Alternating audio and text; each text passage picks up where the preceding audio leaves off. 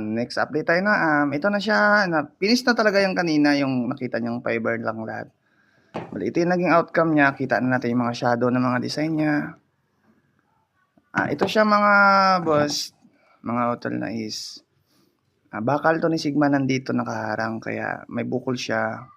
Pero minimal lang ang bukol niya, hindi siya ganun kalaki. Baga, nag-design pa rin tayo. Yan. So, wait lang, ikabit natin si ilaw, no?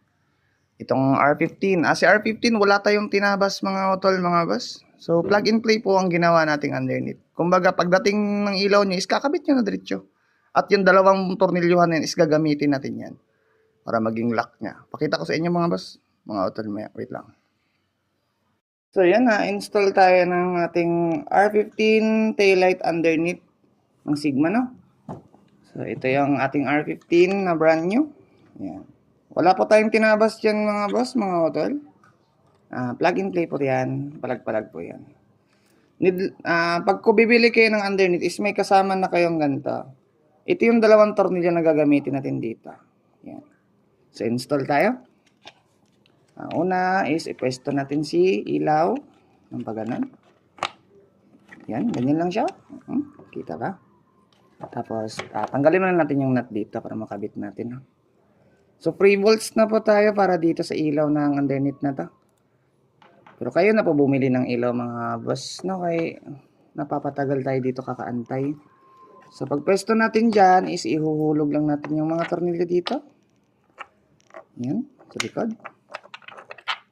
And then, so yan, kita na natin na tumagos siya sa loob, no? Pagtagos niyan is ilock lang natin. Yan. So ang ginawa po nating underneath is plug and play. Legit na plug and play po ito. Kasi kaysa naman humanap tayo ng ilaw sa Shopee na iba, ipundihin naman. Dito na lang tayo sa legit na ilaw talaga. At nagbabago-bago po ang kulay ng ilaw na ito mga boss. Nasa inyo na po yan kung gaano kahigpit ang gagawin nyo. So yan po. Ang ating R15 underneath for Sigma 250. Plug and play. Wala pong kahirap-hirap ikabit si ilaw. Yan po siya. Ganyan po ka-quality yung gawa natin. At mga boss, napakatibay po ng fiber niyan. Ihampas niyan. Solid dyan. Ayan po siya. And then, mamaya, video natin siya nakakabit, no? Sapit lang.